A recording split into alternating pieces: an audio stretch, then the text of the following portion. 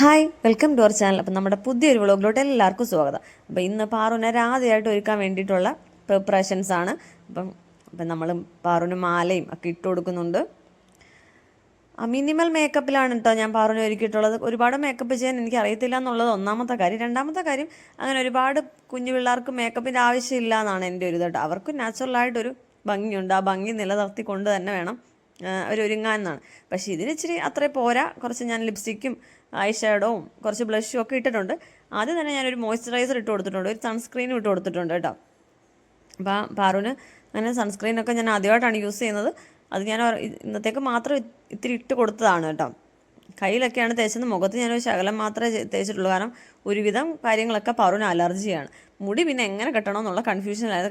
കഴിഞ്ഞ വർഷം മൊത്തം വാരി കെട്ടിയിട്ട് നമ്മൾ വടയൊക്കെ വെച്ചിട്ടാണ് മേക്കപ്പ് ചെയ്തിട്ടുണ്ട്. ഇപ്രാവശ്യം ഞാൻ കുറച്ച് പോണി ടൈൽ കെട്ടിയിട്ട് ഇട്ടോ. പാറുവിൻ്റെ തന്നെ അഭിപ്രായമാണ് അങ്ങനെ മതി എന്നുള്ളത്. നമ്മൾ നേരത്തെയാണ് എത്തിയിട്ടുള്ളത്. കുറച്ച് പേരൊക്കെ ഇവിടെയൊക്കെ വന്നിരിക്കുന്നേ ഉള്ളൂ. അപ്പം നമ്മൾ കുറച്ച് വീഡിയോയും ഫോട്ടോയും ഒക്കെ എടുത്തിട്ടുണ്ട് കേട്ടോ. പാറുവിന് അങ്ങനെ ഫോട്ടോയും നിൽക്കാൻ വലിയ ഇഷ്ടമൊന്നുമില്ല. വീഡിയോ എടുക്കുന്നതിന് പിന്നെയും കുഴപ്പമില്ല. അപ്പം നമ്മൾ അമ്പലത്തിൽ എത്തിയിട്ടുണ്ട്. അവിടെ ഒരുപാട് കുഞ്ഞു രാധമാരും കണ്ണന്മാരും ഒക്കെ ഉണ്ടെന്ന് അറിഞ്ഞു. ഇപ്രാവശ്യം ഒരുപാട് കുഞ്ഞുങ്ങളുണ്ടായിരുന്നു കേട്ടോ. ആരെ നോക്കണം എന്നറിയാൻ യാതൊരു കൺഫ്യൂഷൻ, അത്ര മാത്രം പിള്ളേരുണ്ടായിരുന്നു കേട്ടോ. അങ്ങനെ നമ്മൾ നടന്ന് പോകണം. കുറേയേറെ നടക്കാനുണ്ടായിരുന്നു കേട്ടോ. പാറു നടക്കാൻ പൊതുവേ ഇഷ്ടമാണ് കേട്ടോ. എനിക്ക് ഉള്ള ബുദ്ധിമുട്ട് ഇങ്ങനെ നടക്കുന്നതിനകത്ത്. പക്ഷെ ഇതിങ്ങനെ ഒരുങ്ങി എല്ലാവരെയും കാണുമ്പോൾ എന്താ ഭംഗിയിൽ, നമ്മൾ ഓരോ കുഞ്ഞുങ്ങളെ നോക്കുമ്പോൾ എന്തോ ഭംഗി അവരൊക്കെ കാണാനായിട്ട്. ഒത്തിരി കൃഷ്ണന്മാരുണ്ടായിരുന്നു, ഒരുപാട് കൃഷ്ണന്മാരുണ്ടായിരുന്നു കേട്ടോ. അതുകൊണ്ട് ഒരു കുഞ്ഞ് കൃഷ്ണനാണ് ഉറങ്ങിപ്പോയി, ഒരുങ്ങി മേക്കപ്പ് ഇട്ടിട്ട് ഉറങ്ങിപ്പോയി. അവനല്ല അവളാന്ന് തോന്നുന്നു കേട്ടോ. അങ്ങനെ കലവടിയൊക്കെ പോകുന്ന വഴിക്കൊക്കെ ഉണ്ടായിരുന്നു ഉറിയടി.